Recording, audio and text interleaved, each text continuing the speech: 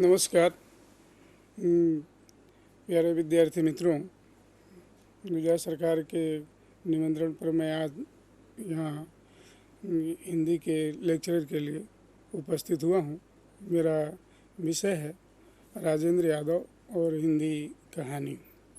विद्यार्थी मित्रों, हम हिंदी कहानी के बारे में बहुत कुछ जानते हैं और समझते हैं, पर हिंदी कहानी का विकास यात्रा इस प्रकार से हम देख सकते हैं। हिंदी कहानी का प्रारंभ लगभग हम 18वीं सदी से देखते हैं, परंतु इस प्रकार की जो कहानियाँ रहीं 18वीं शताब्दी, उस कहानियों में हम देखते हैं कि एक कथा टाइप का थीम रहता था और ख़ास करके इन कहानियों में मनोरंजन और उपदेश प्रधान विशेष रहता था। और इस प्रकार के कहानी लेखकों में हमारे हिंदी के जो प्रथम प्रारंभिक गद्यकार हैं, उन गद्यकारों में इंशाअल्लाह खान की रानी केतकी की कहानी है और इससे हम कहानी का प्रारंभ मानते हैं। पर इन कहानियों में जैसा कि मैंने पहले बताया कि केवल प्रारंभिक दौर था और एक आख्यान टाइप का कथात्मक वस्तुएं थी, जिसको हम केवल कहने और सुनने तक ही सीमित रख सकते हैं। और इस कहानी यात्रा में हम दो विभागों में हम इसकी विभाजन कर सकते हैं कि हिंदी कहानी का विकास यात्रा प्रेमचंद पूर्व और प्रेमचंद पश्चात। प्रेमचंद से पूर्व की कहानियों में जैसा कि मैंने बताया कि मनोरंजन और उपदेश प्रधान रचनाएं हुई और हिंदी की अपेक्षाकृत जो प्रथम कहानी मानी गई है वो किशोरीलाल गोस्वामी कृत इंदुमती कहानी है, जो हिंदी की प्रथम मौलिक और शुद्ध विचार प्रधान कहानी है। और इसमें हम देखते हैं इसके बाद किशोरीलाल गोस्वामी जी ने 11 वर्ष का समय दुलाई वाली जैसी अन्य कहानियाँ भी लिखी, पर इन कहानियों में हम देखते हैं कि केवल उपदेश प्रधान बातें ज़्यादा थी। समाज और साहित्य का दृष्टिकोण इसमें कम हमें दिखाई पड़ता है। प्रेमचंद से पूर्व की कहानियों में हमें जहाँ उपदेश प्रधान बातें और मनोरंजन प्रधान बातें विशेष रूप से दिखाई पड़ती हैं, वहीं प्रेमचंद और प्रेमचंद के बाद के कहानीकारों में हमें विशेष रूप से समाज जीवन और उससे व्यक्ति जीवन दोनों से मिला जुला स्वरूप हमें प्रेमचंद के बाद के कहानियों में दिखाई पड़ता है। प्रेमचंद 19वीं शताब्दी से उनके हिंदी कहानी में आने के बाद से हिंदी कहानी का वास्तविक विकास जिसको हम मान सकते हैं, क्योंकि प्रेमचंद जी ने हिंदी कहानी को हिंदी साहित्यिक रूप देने का प्रयास किया है। कहानी की जो विधात्मक तत्व है, उस तत्व के अनुसार उन्होंने कहानियों की रचना की और इस प्रकार से हम कह सकते हैं कि हिंदी कहानी में प्रेमचंद जी का जो योगदान रहा है साहित्यिक स्वरूप देने में, वो अभूतपूर्व रहा है। प्रेमचंद जी ने हिंदी साहित्य में और ख़ास करके हिंदी कहानी के विकास में सर्वप्रथम अपनी कहानी वैसे प्रेमचंद जी उर्दू में अपने प्रारंभिक दौर में कहानियाँ लिखते रहे, पर सोजे वतन की जो प्रमुख कहानी रही उसको सरकार ने जब्त किया। उसके बाद से प्रेमचंद जी के नाम से उन्होंने हिंदी में कहानियाँ लिखनी प्रारंभ की और इनकी कहानियों का मूल विषय समाज और समाज से जुड़ा हुआ व्यक्ति रहा। समाज की विभिन्न समस्याओं को लेकर के इन्होंने कहानी लिखी। इसमें हम एक पॉइंट देख सकते हैं कि समष्टि और जो व्यष्टि है, समष्टि का मतलब है कि पूरे समाज से जुड़ा हुआ, और व्यष्टि से तात्पर्य यहाँ पर व्यक्तिगत तौर पर या व्यक्ति की अपनी पहचान। समष्टिगत तौर पर हम देखते हैं कि प्रेमचंद जी ने हिंदी कहानी में समाज से जुड़े हुए प्रश्नों को अपने कहानी में महत्व दिया है। उनकी प्रमुख कहानियों में हम देख सकते हैं कफन है, ईदगाह है, बड़े घर की बेटी है, और अलगोजा है, पंच परमेश्वर है, पूस की रात है। पूस की रात और कफन कहानी उनकी चर्चित कहानियों में से एक रही है। और इन कहानियों में हम देखते हैं कि प्रेमचंद जी ने पूरे तौर पर एक समाज की अभिव्यक्ति दी है। प्रेमचंद जी के साहित्य को पढ़ते वक्त हमें ऐसा महसूस होता है कि प्रेमचंद जी भारतीय समाज, खास करके जो गरीब तबके, मजदूर तबके, शोषण तबके के जो शोषित जो व्यक्ति थे, ऐसे लोगों को अपनी कहानियों में विशेष रूप से इन्होंने स्थान दिया है। और इस प्रकार से उन्होंने हिंदी साहित्य में समाज को, समाज की समस्याओं को स्वरूप देने का इन्होंने एक स्तुत्य प्रयास किया। एक प्रकार से हम कह सकते हैं कि आज़ादी से पूर्व भारतीय समाज को या भारतीय साहित्य को अगर हमें जानना पहचानना हो तो प्रेमचंद जी के साहित्य को पढ़ना चाहिए। प्रेमचंद जी हिंदी कहानी के विकास में इन्होंने लगभग 350 के आसपास कहानियाँ इन्होंने लिखी है, और इन कहानियों में समाज को विस्तार इन्होंने दिया है। और कफन कहानी में हम देखते हैं कि घिसू और माधव की जो दयनीय स्थिति है, उसकी घिसू की पुत्रवधू बुधिया प्रसव वेदना से पीड़ित है और दवा लाने के लिए पैसे नहीं है। ये बात अलग है। प्रेमचंद जी, जैसा कि हम जानते हैं कि मानव मन के चितेरे थे, मानव मन के पारखी थे, और मनुष्य की विभिन्न स्वाभाविक वृत्तियों से वो विशेष रूप से परिचित थे, और मनुष्यों के विभिन्न चित्रात्मक रुचियों को उन्होंने अपने साहित्य में, अपनी कहानियों में स्थान दिया है।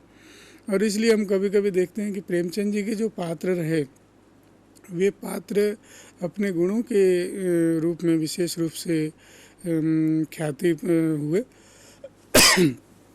कफन कहानी में हम देखते हैं कि घिसू और माधव कई दिनों से खाए नहीं हैं और घर के बाहर बैठ कर के अलाव के सामने आलू खा रहे हैं, गरम गरम आलू खा रहे हैं। इसमें उनकी जीभ जल जा रही है, तालू जल जा रहे हैं, फिर भी परंतु उनको अपने बहू की पीड़ा ध्यान नहीं है।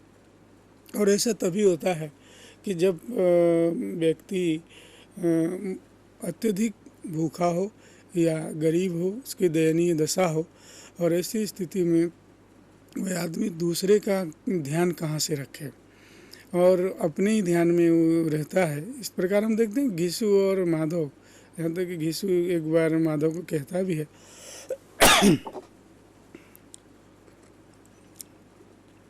कि तुम जरा अपने पत्नी को एक बार देख तो आओ। वो नहीं जाता है देखने के लिए, क्योंकि उसके मन में ये है कि मैं जाऊंगा तो कहीं मेरा पिता जो है मेरे से ज़्यादा खा न ले। और घिसू के मन में ये, वो दोनों एक दूसरे को भेजना चाहते हैं पर दोनों जाना नहीं चाहते हैं, और इसी वापों में द्वंद्व में माधव की पत्नी मृत्यु को प्राप्त हो जाती है। और यहाँ हम देखते हैं कि दोनों बाप बेटे एक मानव धर्म है, उस धर्म को भी भूल जाते हैं। और बाद की कहानी में हम ज़्यादा कथा में नहीं पढ़ते। पूस की रात है, पंच परमेश्वर है, ईदगाह है। ईदगाह कहानी में हम देखते हैं एक बालक है, 5 से 7 बरस का बालक, और वह बालक अपनी बूढ़ी दादी के लिए, जो उसकी दादी ने उसे केवल खाने के लिए, मिठाइयाँ खाने के लिए दिया था, उस पैसे को वह दादी का हाथ न जले इसके लिए वह बाज़ार में से चिमटा खरीद के लाता है। यहाँ एक हम देखते हैं कि प्रेमचंद जी ने किस तरह से एक बच्चे के हृदय में ममता और दया के भाव को प्रस्तुत किया है। तो इस तरह से हम देखते हैं कि अपने 350 कहानियों के माध्यम से प्रेमचंद जी ने एक हिंदी कहानी को अच्छी दिशा दी। प्रेमचंद जी के बाद हम देखते हैं कि प्रसाद आते हैं, चंद्रधर शर्मा गुलेरी आते हैं, सुदर्शन चतुर्सेन शास्त्री आते हैं। और इसके प्रसाद जी की कहानियों में हम देखते हैं कि समाज का जो स्वरूप है वो राष्ट्र और व्यक्तिगत प्रेम ले लेता है। जयशंकर प्रसाद जी ने अपनी कहानियों के माध्यम से जहाँ प्रेमचंद जी ने समाज को ऊपर उठाने का प्रयास किया है, वहीं जयशंकर प्रसाद जी ने अपने कहानियों के माध्यम से देश प्रेम की अभिव्यक्ति और उससे उत्पन्न राष्ट्र प्रेम की भावना को उजागर किया है। यहाँ हम देखते हैं उनकी कहानियों में हम देखते हैं जयशंकर प्रसाद की प्रेम और त्याग और बलिदान। उनकी कहानियों में हम देखते हैं कि एक प्रकार का द्वंद्व हमें दिखाई पड़ता है। और इस तरह से उनकी कहानी मुख्य रूप से हमें जो देखने को मिलती है, आकाशदीप, पुरस्कार, ममता। पुरस्कार कहानी के बारे में हम थोड़ा सा देखें तो पुरस्कार कहानी में व्यक्तिगत त्याग और प्रेम की भावना है। मधुलिका अपने प्रेमी अरुण से प्रेम करती है, पर जहाँ देश प्रेम की बात आती है तो अपने व्यक्तिगत प्रेम को वो न्यौछावर कर देती है उसके ऊपर, और अरुण को राजा के हाथों पकड़वा देती है। यहाँ तक कि से जब मृत्यु दंड का सज़ा दिया जाता है तब उसको स्वीकार करते हुए और ख़ुद भी ये मांग करती है कि मुझे मृत्युदंड मिले। और चंद्रधर शर्मा की कहानी गुलेरी, चंद्रधर शर्मा गुलेरी ने लिखा। हिंदी साहित्य में एक ही कहानी उन्होंने लिखा और उस कहानी से वो हिंदी कहानी क्षेत्र की में अपना अमिट छाप छोड़ गया। और वह कहानी थी उसने कहा था। क्या कहा था? ये कहानी बहुत बाद में आती है, पर इस कहानी के माध्यम से उन्होंने हमारे सामने जो त्याग, प्रेम और बलिदान की भावना को प्रस्तुत किया है वह अपने आप में अद्भुत है। इन्हीं कहानीकारों के साथ साथ जैनेंद्र और यशपाल, अज्ञेय इत्यादि भी कहानीकार आते हैं जिन्होंने हिंदी कहानी के विकास में अपने अभूतपूर्व योगदान दिया है। यशपाल भी प्रेमचंद जी की परंपरा को आगे बढ़ाने वाले कहानीकारों में से एक हैं। तो इस प्रकार से हम देखते हैं कि प्रेमचंद के बाद जयशंकर प्रसाद और यशपाल, अज्ञेय, चंद्रधर शर्मा गुलेरी, जिन्होंने हिंदी कहानी में समाज को जिस तरह से प्रस्तुत किया है, और यहाँ हम देखते हैं कि इन कहानियों में व्यक्ति जो है वो गौण हो गया है और समाज मुखर हो गया है। जैसे हमें स्वतंत्रता मिलती है और स्वतंत्रता प्राप्त होते ही हमारे देश के सामने बहुत सारी समस्याएं उत्पन्न हो जाती हैं और उस समस्याओं में एक व्यक्ति जो है वो प्रमुख रूप से मुखर होकर के आता है। हमारा दूसरा जो पॉइंट है वो है नई कहानी, परिवेश और प्रवृत्ति, बदलते जीवन मूल्यों का संदर्भ। टूटते दाम्पत्य संबंधों के इर्द गिर्द घूमती कहानियाँ।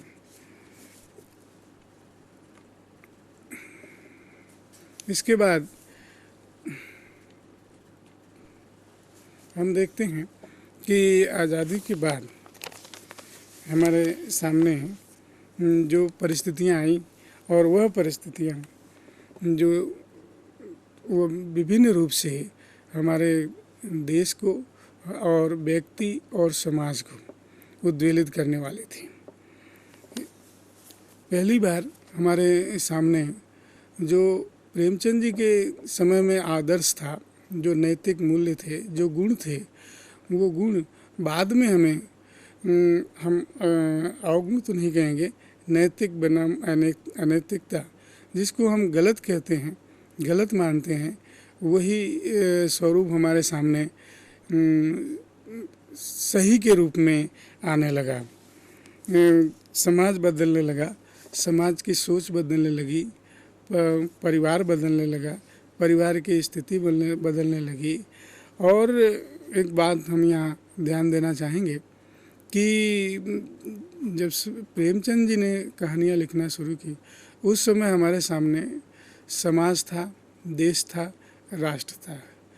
देश को आज़ादी मिली और आज़ादी के बाद हम देखते हैं कि व्यक्तियों की सोच में, उनके विचारों में आमूल परिवर्तन आने लगा। इसमें हमारे सामने बदलते जीवन मूल्यों का जो संदर्भ है, इसमें हमारे जो जीवन मूल्यों के जो आदर्श थे, वे आदर्श एकाएक बदल गए। यह तो हम नहीं कहेंगे कि एकदम निसार हो गए, लेकिन जो प्रारंभ के समय में जो नैतिकता और आदर्श का स्वरूप माना जाने लगा, वह स्वरूप धीरे धीरे बदलने लगा। और इसके बाद हम देखते हैं कि जैसे जैसे शिक्षा का विकास बढ़ता गया, नारी शिक्षा का प्रभाव बढ़ता गया और शिक्षित महिलाएं समाज में आने लगी, देश के विभिन्न क्षेत्रों में उनका योगदान बढ़ने लगा, तो उनके सोच में भी आमूल परिवर्तन हुआ। और उस परिवर्तन का परिणाम ये हुआ कि हमारे देश में विवाह जैसी समस्या, विवाह जैसी सामाजिक संस्था जो वर्षों से चली आ रही, सबसे करारा आघात या प्रभाव कहें तो विवाह जैसी संस्था को पहुंचा। इसमें